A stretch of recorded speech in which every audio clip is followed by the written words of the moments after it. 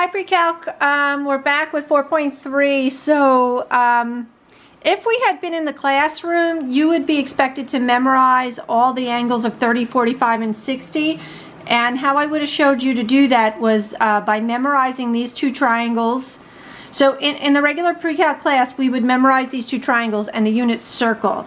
So the idea is these are sort of like standard or very commonly used triangles, and you would do all the angles from them. So like for instance, the sine of 45, it doesn't matter which 45 you pick here, opposite over hypotenuse. I don't care if you rationalize or not. Unrationalized, rationalized, both are fine. So for instance, if you did the sine of 30, now you would come to 30. So across from 30 is the 1, so opposite over the hypotenuse. If you did sine of 60, you would be here. Opposite to 60 is this, so radical 3 over 2.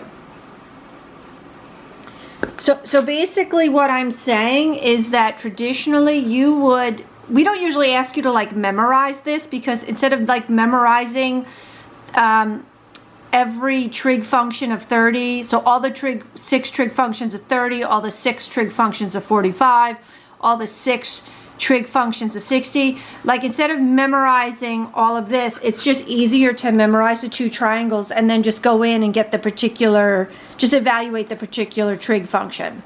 Okay, so just so you know, for the future, I would go into calculus knowing these two triangles and knowing the unit circle.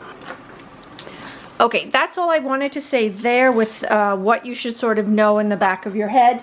Now this part, next part I want to talk about in 4.3 is identities. Now usually the students would memorize all of these identities. This is page 280. So you've got the reciprocal identities, you have the quotient identity, and you have the Pythagorean identity. So what I'm going to have you do in the homework is these little games where you use an identity to make the left side look like the right side. Now please notice when you do these, don't do anything to the right side. Don't move anything over here. Don't move anything over the equal sign. You want to use some sort of identities to make the left side look like the right. So for instance, what I could do here is I could use what's called the reciprocal identity. Secant is 1 over cosine, so I could do that here. And then the cosine and cosine would reduce, and I would have 1 equal to 1. Okay, so that is making the left side look like the right side. All right, let's try another one of those. Now this symbol, if you've never seen it before, this is alpha, alpha. Okay, now there's more than one way to do the identity, so if you don't do it my way, that's fine. All right, let's look at the quotient identity for the cotangent. The quotient identity for the cotangent is cos over sine. So I'm going to use the quotient identity here. So the cosine of alpha over the sine of alpha times the sine of alpha equals cosine of alpha. Okay, so now I'm going to cross out the sine, and I'm going to get that cosine of alpha equals to cosine of alpha. Okay, just like that. So once you get the left equal to the right, you're done. Okay, it's just sort of like an active and hopefully fun way to learn your identities. Now here, what do you think you might do first in this one? Okay, hopefully you're thinking FOIL, because how do I go from these two binomials being multiplied to just this term over here? So what you want to do is think FOIL. So 1 times 1 is 1. 1 times cosine is negative cosine theta. Cosine times 1 is cosine, positive this time, theta. And then cos times cos is negative cosine squared theta. All right, now these will reduce, and now I have 1 minus cosine squared theta equals to sine squared theta. Now there's an identity we're going to use here, so it's going to actually be this one. It's a Pythagorean identity. Now know that these are like malleable, you can move them around.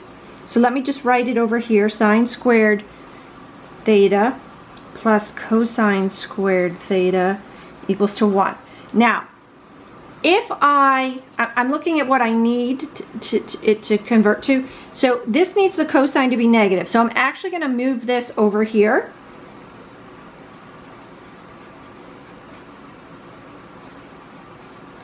Did you see that? I just physically moved that over here. Now this 1 minus cosine squared theta is equal to sine squared theta.